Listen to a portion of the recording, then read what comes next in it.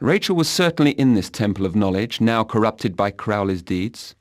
I didn't know then, but I was about to discover the true face of Crowley's destructive madness.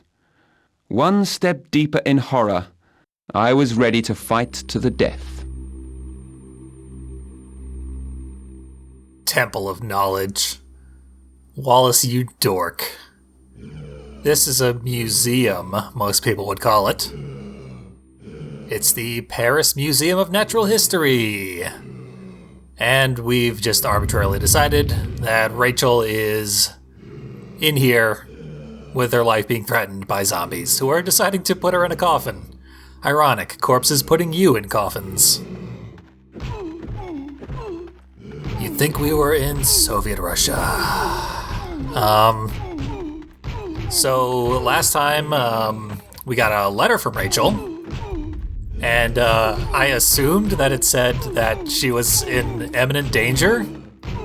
Obviously, a letter would not say that. Like, how would you write a letter saying, I'm in the process of being kidnapped, please save me promptly at this location? No, the letter was telling us to go to the Jardin des Plantes, which is a real-world Paris location. It translates to Garden of the Plants. Redundant.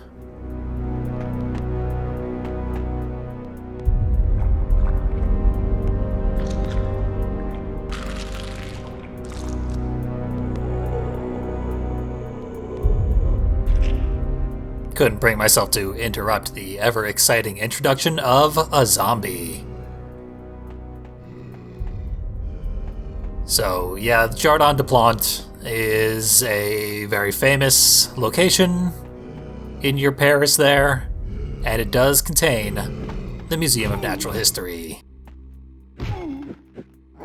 And that's pretty awesome, in that it brings back a thing that was very common in the first game, real-world locations that you can wander around and kill monsters in. It was like my favorite part of the first game, honestly. Researching all the areas and their historical relevance as of the 1800s.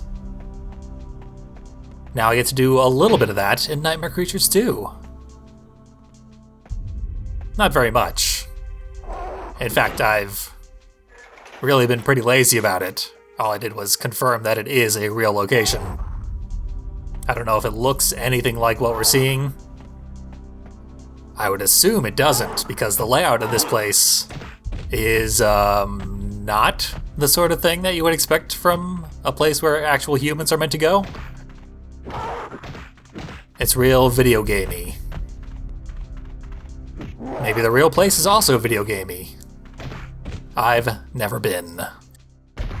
I do get to experience this pseudo-world travel right from my very own PlayStation 1. Which is actually a PlayStation 3. And that's fun. Since I can't do any actual world travel, can't afford it, and American passports are about as useful as toilet paper at the moment. So, this is how I'm gonna get my fix. Going to museums in another continent.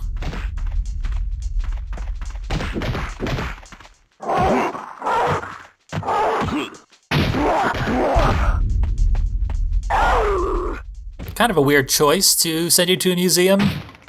They're not traditionally very exciting locations. I enjoy them plenty, but I'm a huge nerd. So I enjoy what they have to offer.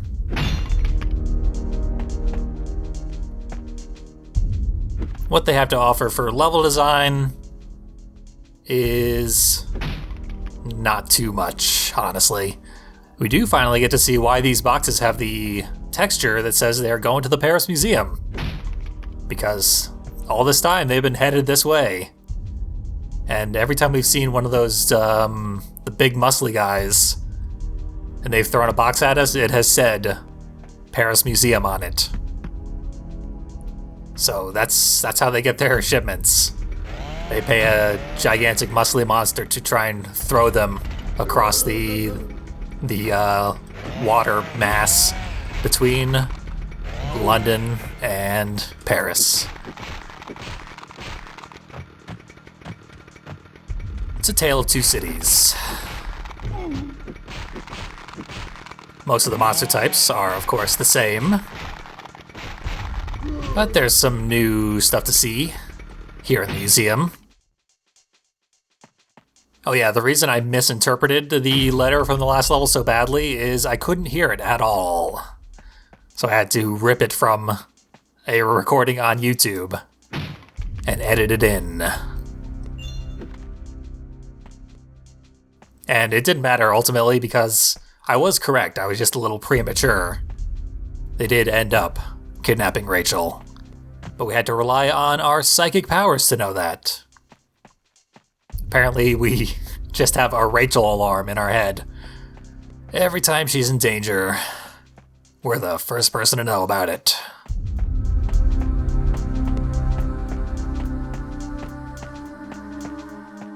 Definitely want to go get that key. None of the side areas we've gone through thus far have been optional, because we need the key, and we needed to hit the button to open the gate.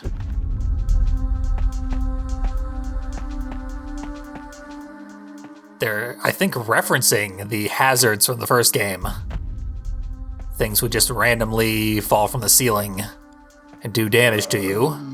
However, in this game, they don't do damage to you. So they're just further set pieces that accomplish nothing.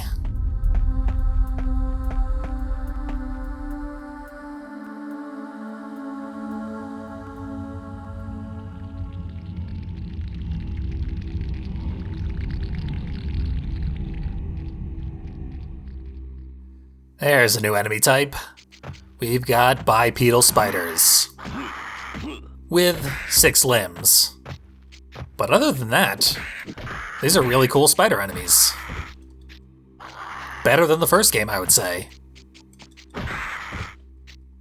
They've got sort of an inhuman crawling thing going on. Lots of limbs to cut off of them. So even if you chop them a few times, they'll still come at you. And a fatality.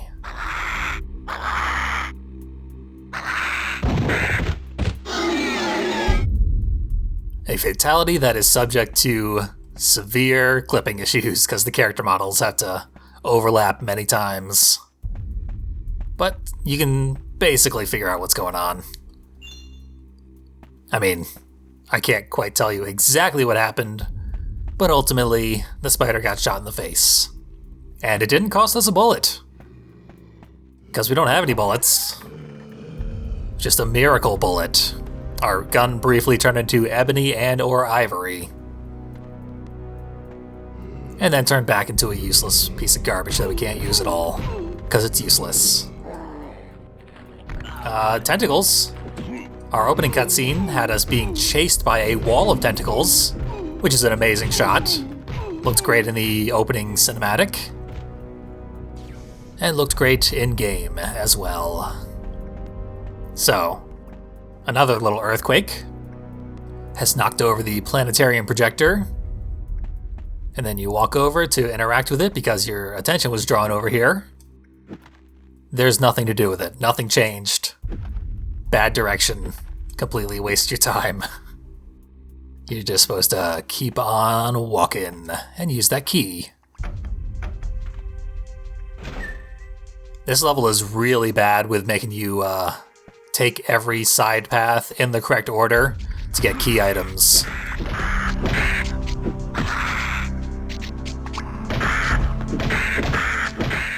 We need a lot of keys, and if you miss one, you're gonna waste a lot of time. Oh, I knocked the spider's head off. And then it just died of blood loss.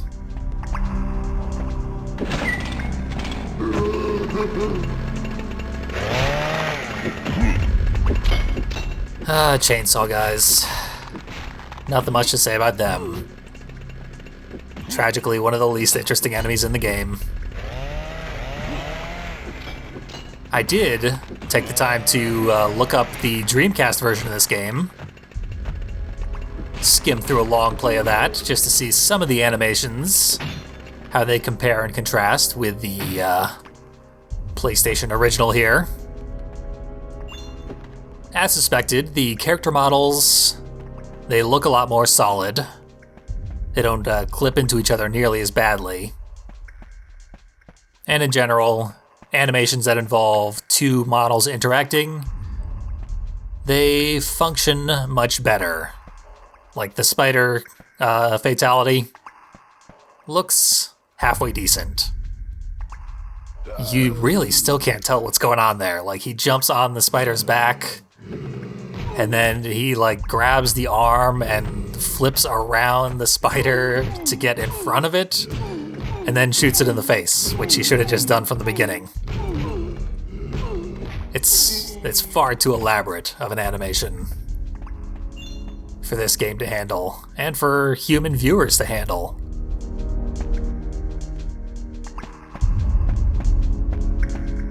Kinda wish they'd gone more over the top with a lot of the fatalities, though.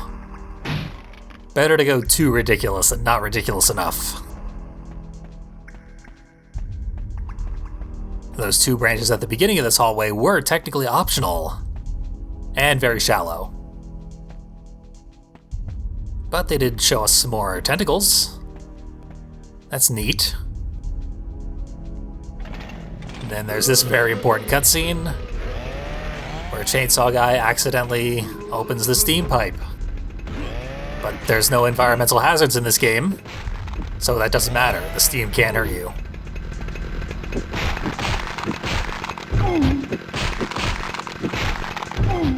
It does show that they put a little more thought and detail into this level. The game's sort of coming into its own. Honestly, since the, about 2 levels ago, I would say. It ascended to approximately mediocre from the terrible status it had been for the first few levels. Mediocre is worse than terrible. There's nothing to say about mediocre. But this level, I think, is another step up in quality. Like, I actually think this is a good level. Not great, still burdened with the bad combat mechanics, uninteresting items, and general terrible colors. But they're doing the best they can with the just real burdens that this game has. Wiggling tentacles all around the place. You can tell they stirred a big pot of spaghetti to get that Foley.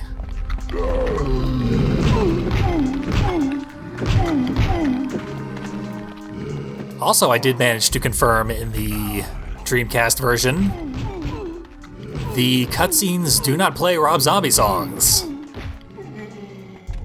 I think there might be 2 versions of the Dreamcast release, one of which has Rob Zombie songs and one that doesn't.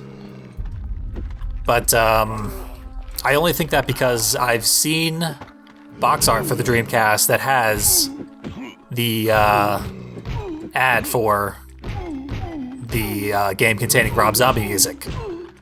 Like the PlayStation version says, featuring music by Rob Zombie. And I've seen the Dreamcast version with that same advertisement. And yet, no Rob Zombie music in the long play that I skimmed through. So I don't know what the deal is there. Maybe they lost the rights at some point. Didn't want to pay for them in the port.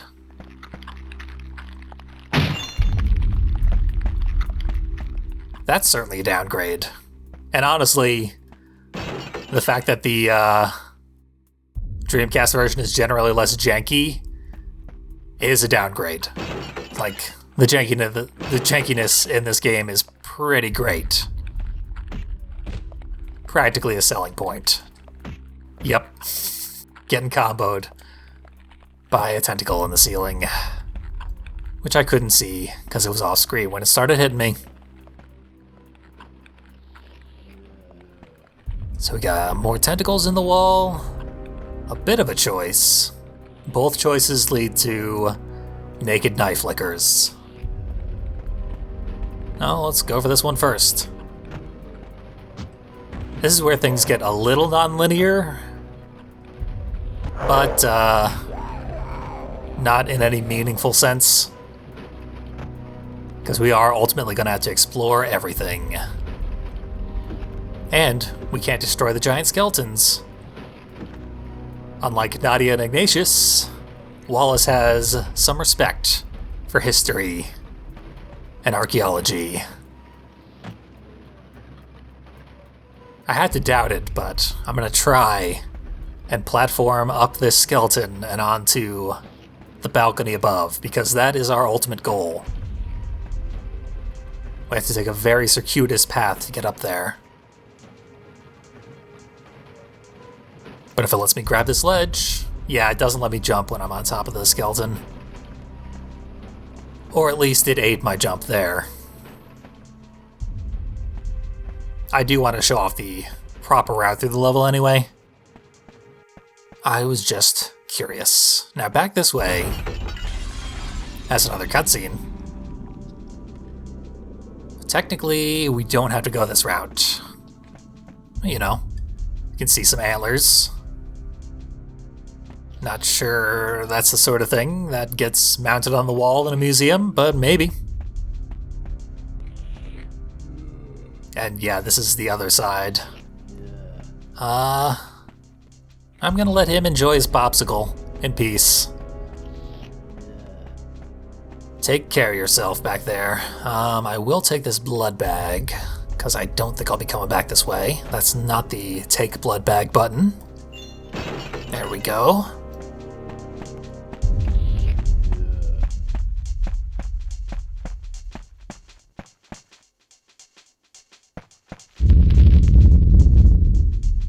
Yep, that served a lot of purpose.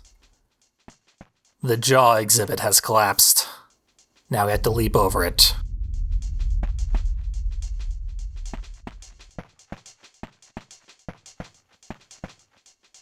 Ah, and another one.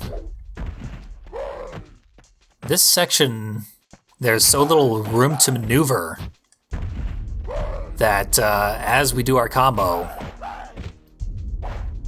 we will certainly be moving this thing around, and landing the last hit of the combo is going to be very difficult. Managed one there. But the last time I played through this level, I just could not land the full combo on this thing.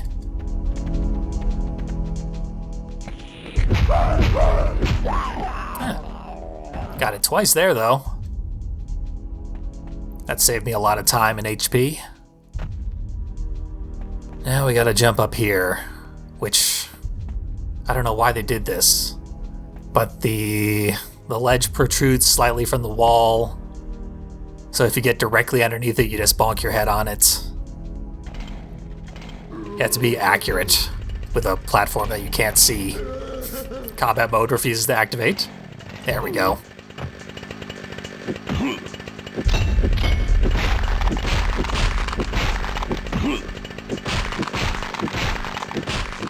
Now we duke it out with a chainsaw guy. Let's fatality him. Haven't seen that in a while. Since I mastered the art of fighting him legitimately. Okay, the key for that door should be back this way.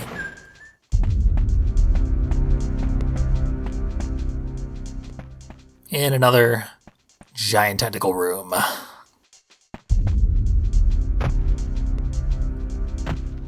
And then down here, we've got a little office/laboratory. We know who loves laboratories. Adam Crowley, that's who. We've got another anti-gravity letter. Let's read it. These documents confirmed my fears. The horror growing there was just an experiment. Crowley intended to expand his hold on the city in order to destroy it. In his odious plan, the catacombs seemed to be a key element. So, Crowley wants to destroy the entire city. And he's in the catacombs doing something. Wallace didn't feel like reading the part about what he's doing down there. He just saw the word catacombs and decided that's where we're going next. Now, I ran into this exact problem last time I played this level. I am missing a key. Because this gold key, as we return back, we will see that it is not the one to the door that required a key earlier. So I'm going to have to try and remember where the correct key is. There are not too many options, but yeah, we don't have the right one. But we've killed most of the enemies. All we have to deal with, our sole obstacle right now, is Wallace's very leisurely pace as he ambles around here. Yeah, I think it's this way. See, it seems like we'd be going back the way we came, but in fact, there's a split branching path with a mammoth skeleton infested with one spider. That animation looks pretty good. It does look cleaner, and there's less visual sliding of the character model in the Dreamcast version. But, you know, still plenty good enough.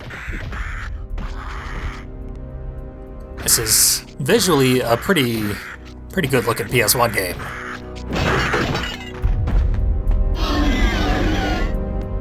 A lot of people misremember how the PS1 looked because they haven't played it in 20 years. And if they have, it's been emulated on better machines, which is what I'm doing right now, but I don't have the screen smoothing option for the PS3 activated, because I think it might slow down gameplay. That might have been my imagination. But also, authenticity. That's very important. For nobody. Got our proper key. But even with this key, we'll still technically just be backtracking, since we'll be going through the upper level of areas we've already explored. Seen it all before.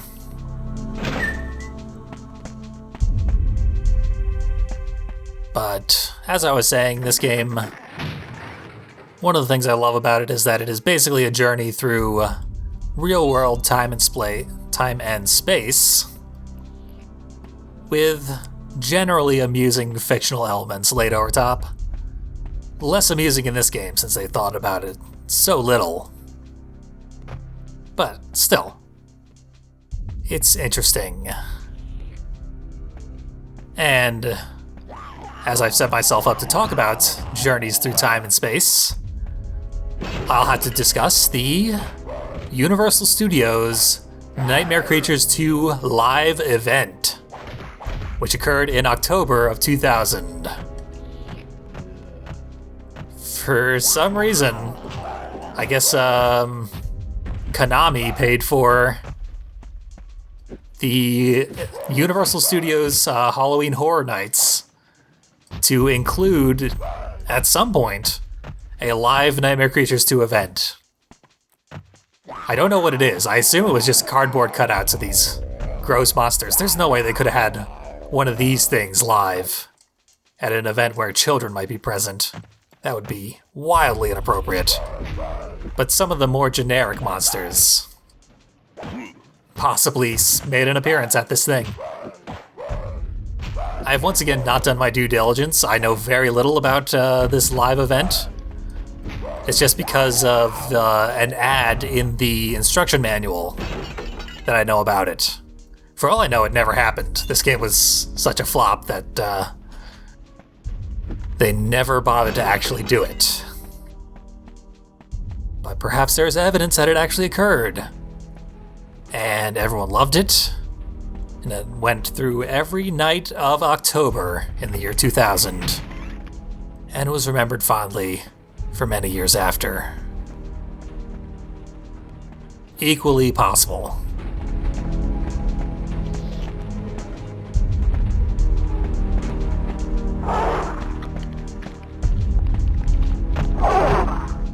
There's another monster that definitely would not have been seen in public under any circumstance.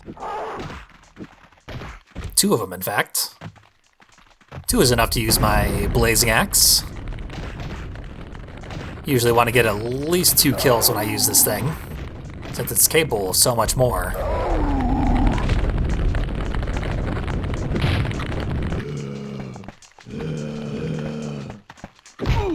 And a zombie guarding the door. At this point, zombies are just used to manipulate the fact that you can't open doors until enemies are dead in the area.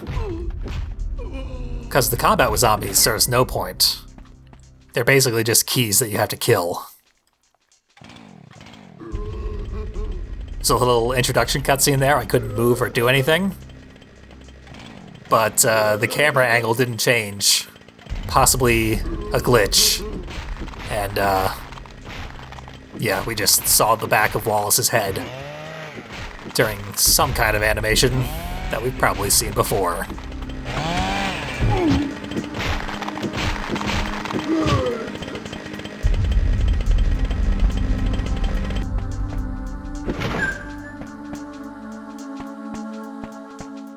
It's a good thing we missed the silver key and not this gold key, because we'd be screwed.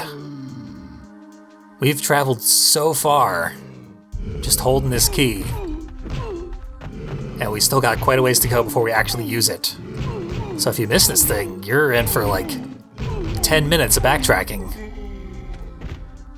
Not a death pit down here, thankfully. This level is on the merciful side, which is probably another reason that it's relatively fun and comparatively good. When I played through it the first time, I died 0 times. The completion of the entire level. Which is pretty rare for me. There's where our key belongs.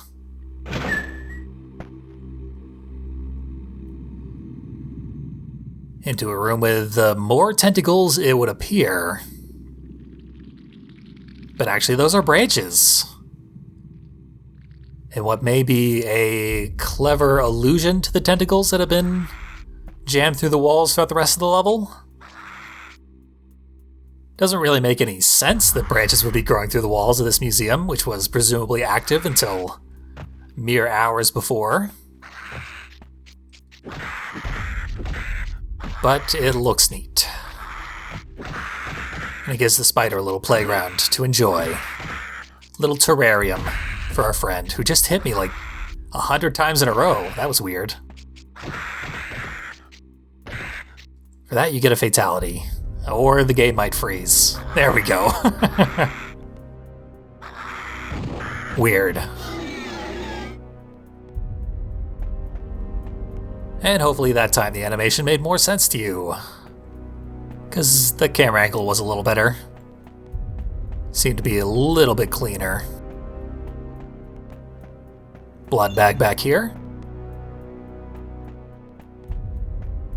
This one is better than most levels at pacing out the blood so that you can actually survive. Although this is a dead end. Because a lot of previous levels, no blood for a long time. Then like 4 blood bags in consecutive rooms, which had like 1 monster apiece. So you couldn't possibly need all of that blood.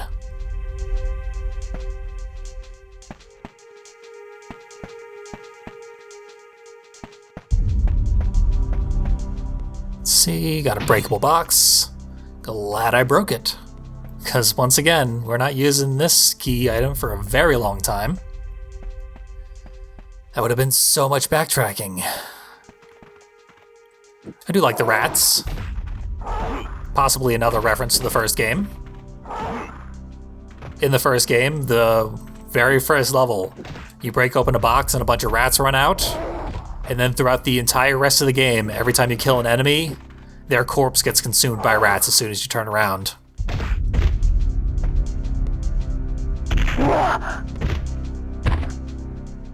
This game didn't bother as much with the details, but it did bother to put some rats in. Nice courtyard that we can look over. I think there are invisible walls over the fence so that you can't leap to your death out there. I know there are invisible walls around this fence, so we can't escape onto the roof. No exploration allowed.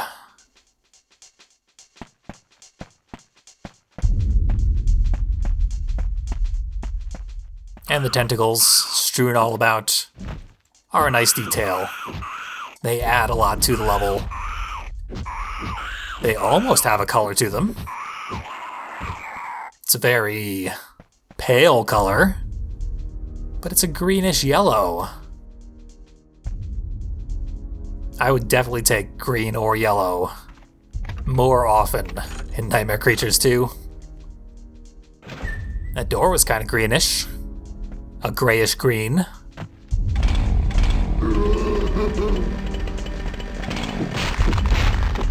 Guess it wasn't that long before we used our bolt cutters.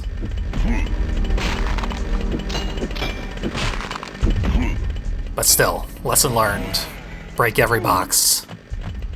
Let no exhibits continue to exist. Matter of fact, we haven't really seen any exhibits. We're clearly in the archaeology branch. And the Real World Museum does have a bunch of different branches.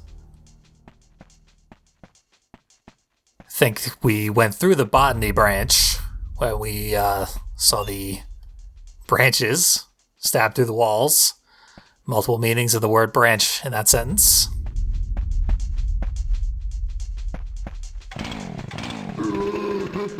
And now we are in the grates and sewers part of the museum.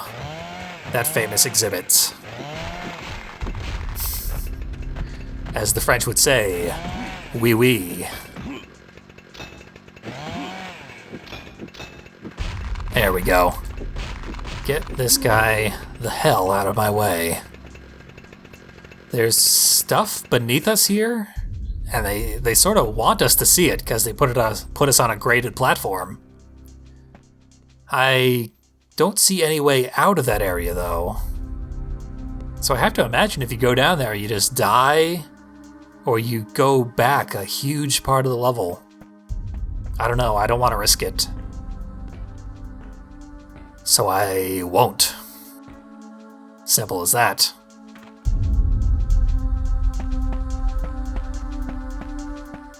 So they gave us one blood bag a few seconds ago. Here's a second.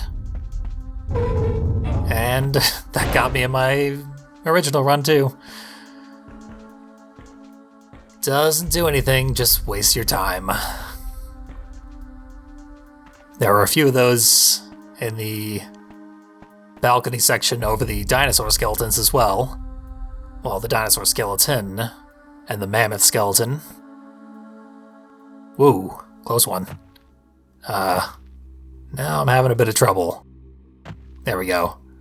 I was clipping into the railing. But yeah, collapsing the floor beneath you serves no purpose.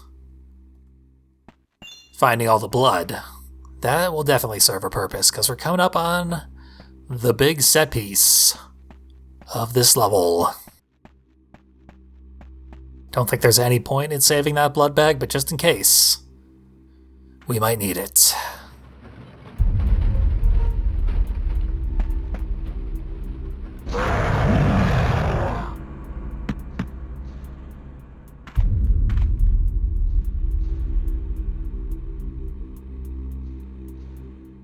We got ourselves a real boss fight.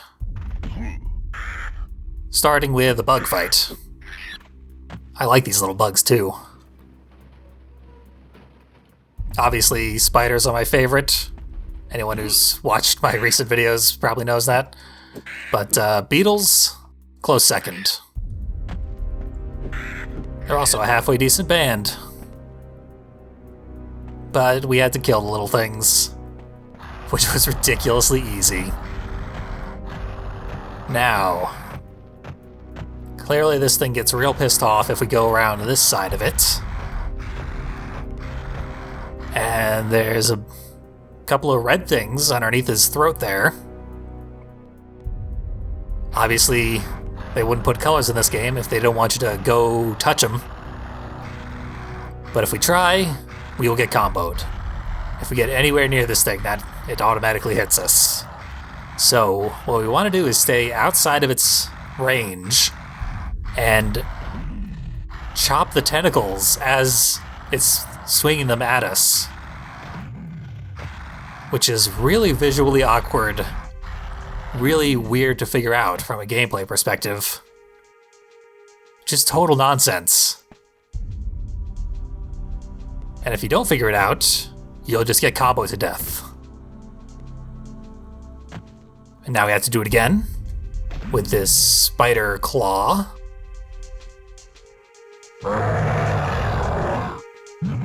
And now we need to go get that bomb. Put it right next to the tentacle man's mouth. And it's kind of suggested that this creature is controlling all the tentacles in the rest of the level, but it doesn't appear to be attached to them in any meaningful way. I feel like they could have done more to have, like, giant tentacles like the ones we've seen in the rest of the level protruding out of its body and into the walls, so that we could make that assumption more easily. Also, what was the point of the beetles at the beginning there? They were quite easy to deal with. Like, if the beetles had continued to respawn throughout the actual fight, would have been something. Still would have been on the easy side.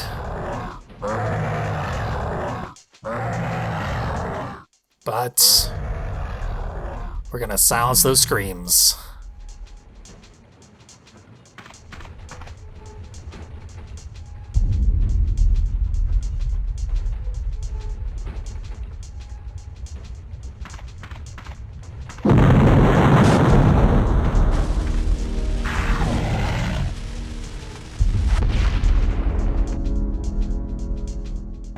Sorry, you big old creature thing. But you're technically in the way. Not really. This is where we need to go. If Wallace didn't have the killer instinct, we could have just walked around. Went in the elevator. But no. That creature could have evolved into something Crowley could have used to destroy all of Paris. As is apparently his intention. Don't see how that serves its goal, though. Like, if they should have had, like, the letter say that Crowley needs human sacrifices on par with the entire city of Paris to summon the entity or something. Just explain anything, game. I know our main character is not of sound mind, but he should be more curious about the goings-on in this world and investigate them further. Also, the level just keeps going after the boss, which is anticlimactic. So back here, very deadly fight. We've got a decent weapon. Let's use it. They can keep interrupting me, which is a surprise. But it didn't save them in the end. Also, I didn't want to go that way anyway. My plan was to go around. After activating them, I was just gonna go back into exploration mode. Head back this way because it is required, for one thing. And it'll have health pickups that'll make the fight with them easier. But it was easy enough because I had a flame axe. There's not much more to this level, so just gonna use my items to get it over with. Refill our health to full. I don't know who Phil is, but he does not need our health. I do like the spider web textures they added, because there are spiders in this area. They don't really have like an abdomen, which is the bulbous part on the spider where they dispense their webs. So I don't know where the hell these webs are coming from. The spiders in the first game were nice enough to have their abdomens.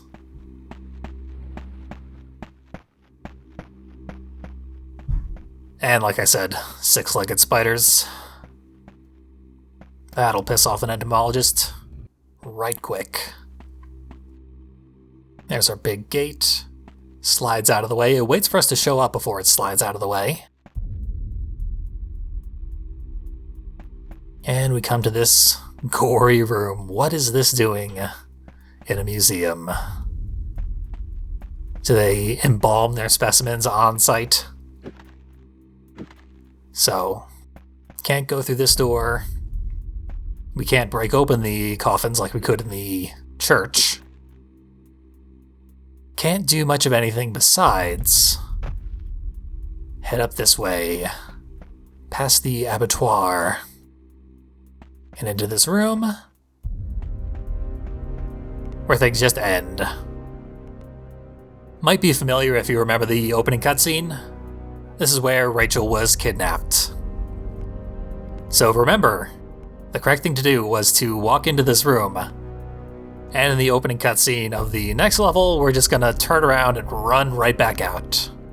Because Rachel isn't freaking here. The whole point of the game is saving Rachel, so obviously we can't save her now, we have to save her at some point in the future. But anyway, pretty good level. I actually kind of enjoyed it. The game's actually coming into its own, taking us to the locations that it wanted us to go to all along, where they did a little bit of research in their local landmarks. Good for them. I'm kind of looking forward to the next level, if for no other reason than the opening cutscene is amazing. So definitely join me for that, and then probably switch off the video immediately upon its completion. Thank you, and good night.